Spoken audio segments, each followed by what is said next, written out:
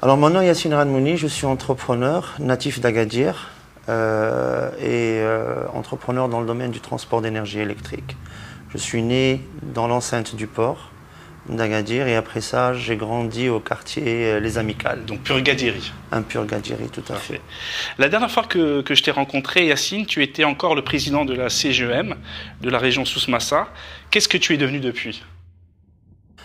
Après mon mandat de 4 années au sein de la CGEM Souss-Massa, j'ai été élu en tant que député à la Chambre des conseillers, où j'ai exercé pendant une année, à peu près une année et demie, avant d'être débarqué suite au nom que j'avais donné à ma liste électorale qui s'appelait Soussia et qui a été en quelque sorte, d'après la Cour constitutionnelle, à connotation régionale. Voilà. Et ça t'a porté préjudice, ça t'a... Absolument, ça a apporté, moi je dirais que ça a apporté préjudice beaucoup plus à la région parce que j'étais totalement engagé, entièrement engagé. Mais nous respectons la Cour constitutionnelle et ses décisions, quoique au début je l'avais très mal pris et mal accepté. Mais aujourd'hui, ça m'a permis un petit peu de prendre beaucoup de recul par rapport à cet échiquier politique et de m'orienter beaucoup plus sur le développement de mon entreprise. Quelles sont les difficultés que tu as rencontrées en tant qu'entrepreneur à Agadir ? Bon, je suis, comment on dirait, un self-made man. Quand j'avais émigré au Canada en 99, j'avais poursuivi mes études de 3e cycle. J'avais aussi travaillé dans le domaine du commerce de détail en tant que directeur de magasin dans la chaîne Walmart. Puis après ça, j'ai fait aussi un petit peu de conseil et j'ai décidé de rentrer au Maroc parce que tous les indicateurs étaient au vert. Ça marchait très bien, c'était le boom immobilier. Aujourd'hui, c'est la totale désillusion. Les problèmes que nous rencontrons au quotidien commencent déjà par des problèmes de qualité, d'écoute, de financement, de paiement, étant donné que je travaille beaucoup avec l'État, donc j'exécute des commandes publiques. Le circuit administratif très long, très lourd.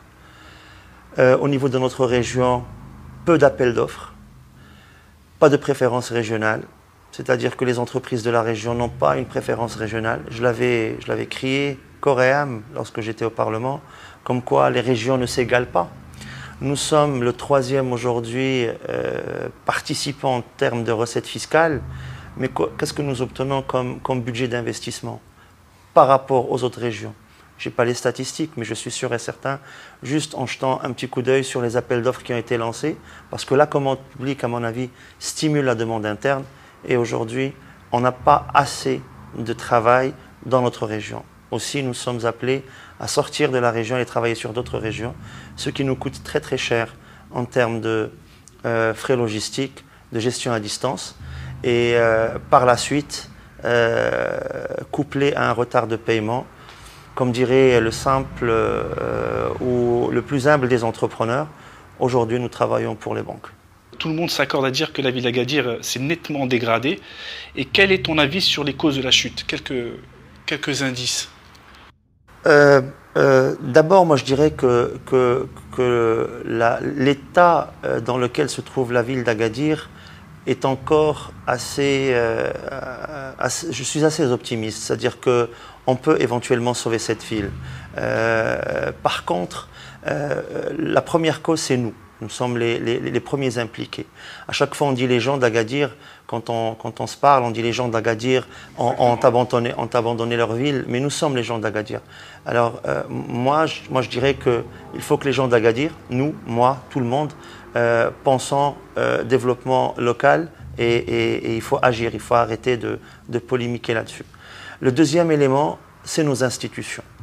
Alors, moi, je trouve qu'aujourd'hui, d'après le discours de Sa Majesté, les élus, les institutions, les fonctionnaires doivent se remettre en question. Pour qu'ils puissent se remettre en question, moi je dirais qu'il faut qu'ils soient d'abord évalués. Nous n'avons pas de critères d'évaluation si ce n'est que des critères d'évaluation interne. Mais comment mesurer aujourd'hui la performance d'une administration, d'une délégation de tourisme par exemple? Quels sont les indicateurs? Comment est-ce qu'on peut les mesurer? Qui c'est qui va aujourd'hui, à part bien sûr le ministre de tutelle, qui c'est qui va venir et qui va dire cet organisme ne remplit pas sa mission? Normalement, il faut des indicateurs de performance qui doivent être concertés avec l'ensemble des décidants de la région pour venir en fin d'année, périodiquement, faire une évaluation éventuellement de cette administration à travers les personnes qui la représentent. Et si ces personnes-là jouent leur rôle, tant mieux, il faut les encourager. Autrement, il faut voir s'il y a des lacunes de formation, il faut les former. Sinon, s'il y a un problème de volonté, eh bien, il faut qu'ils dégagent, tout simplement, qu'ils aillent ailleurs, parce que notre ville n'accepte pas la médiocrité. La question à se poser aujourd'hui, qu'avons-nous comme atouts régionaux pour pouvoir attirer des investisseurs? Est-ce que nous avons de la main-d'œuvre qualifiée? C'est des questions que je me pose. Avons-nous un foncier disponible? Avons-nous un accès aux autorisations? Quand je dis accès aux autorisations, construction, raccordement aux différents réseaux électriques, eau, assainissement et ainsi de suite dans un délai record. Aujourd'hui, lors de la création d'emplois, si un investisseur propose par exemple la création d'emplois, qu'est-ce que nous lui donnons en échange? Quels sont les avantages fiscaux que nous avons ici? Notre région aujourd'hui a besoin qu'elle ait, à mon sens, une préférence aussi fiscale, de telle manière à ce qu'on puisse réinvestir le peu de bénéfices qu'on peut dégager pour pouvoir éventuellement faire avancer les choses. Donc c'est à ce niveau-là que je crois que nous pourrons rendre notre région attractive. Parfait, là on va aller dans le côté un peu plus émotionnel. Quels sont les quartiers qui ont marqué ta jeunesse? Les quartiers d'Agadir. Oh.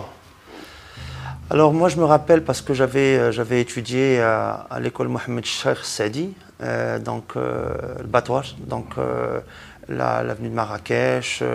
Je me rappelle de l'ensemble de l'animation. Je sortais de l'école à l'époque et je prenais un petit sandwich pas loin de la station des taxis. C'était animé, sécurisé. Il n'y a pas ce qu'on voit aujourd'hui. Il y avait un respect. Nous étions les enfants, mais nous étions les enfants de tout le monde. C'est-à-dire qu'on était les petits de tout le monde. On n'osait pas faire de bêtises parce que n'importe quelle personne allait nous réprimander. Aujourd'hui, quand on voit quelqu'un faire une bêtise, on a peur de le réprimander parce qu'on a peur de sa réaction et on a peur aussi de la réaction de ses parents ou autres. Alors que nous, tout le monde veillait sur tout le monde. C'était un petit village où on se sentait beaucoup en sécurité. Est-ce que tu veux rajouter quelque chose? Est-ce qu'il y a un point où tu veux rajouter quelque chose?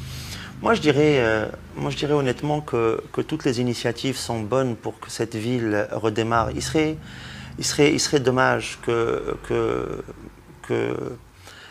qu'on ne mette pas la main dans la main pour pouvoir faire avancer un petit peu les choses.